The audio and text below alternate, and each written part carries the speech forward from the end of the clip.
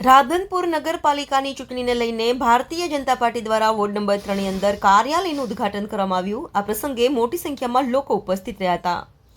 રાધનપુર નગરપાલિકાની ચૂંટણી ચાલી રહી છે ત્યારે કોંગ્રેસ, ભાજપ અને આપ જીતવાના દાવો કરી રહ્યા છે ત્યારે રાધનપુર ખાતે આવેલ વોર્ડ નંબર 3 ની અંદર ભારતીય જનતા પાર્ટીના ચારેય ઉમેદવારોને વિજય બનાવવા માટે આજરોજ રાધનપુર વિધાનસભાના ધારાસભ્ય લવિંગજી સોલંકી અને રાધનપુરના જાણીતા બિલ્ડર વિનુભાઈ ગોકલાણી અને નવીનભાઈ મહેતા, માર્કેટ યાર્ડના પૂર્વ ચેરમેન અમથાભાઈ ચૌધરી, ડોક્ટર દેવજીભાઈ પટેલ, પ્રવીણભાઈ મહાલક્ષ્મી, ઈશ્વરભાઈ મામો, પ્રકાશભાઈ દક્ષિણી, વિક્રમભાઈ જોશી, અરવિંદભાઈ તન્ના, દેવી પૂજક સમાજના ગુરુજી ગાદીપતિની ઉપસ્થિતિની અંદર રાધનપુર ખાતે વોર્ડ નંબર 3ના ભારતીય જનતા પાર્ટીના કાર્યાલયનું ઉદ્ઘાટન કરવામાં આવ્યું અને ભારતીય જનતા પાર્ટીને વોર્ડ નંબર 3ની અંદર વિજય બનાવવા અલગ અલગ મહાનુભાવો દ્વારા અપીલ કરવામાં આવી હતી।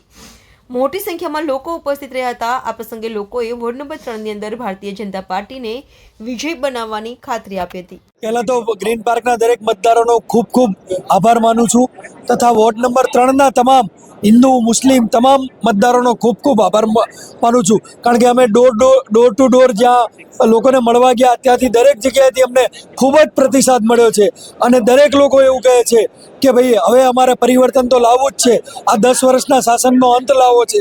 બજારોની અંદર જે ધૂળ ઉડવી, પાણી ભરાવા, રોજ સવારે વહેલું મોડું પાણી, કચરા અને સફાઈના પ્રશ્નો બધાનું સોલ્યુશન માત્ર ને માત્ર એક ભાજપ છે।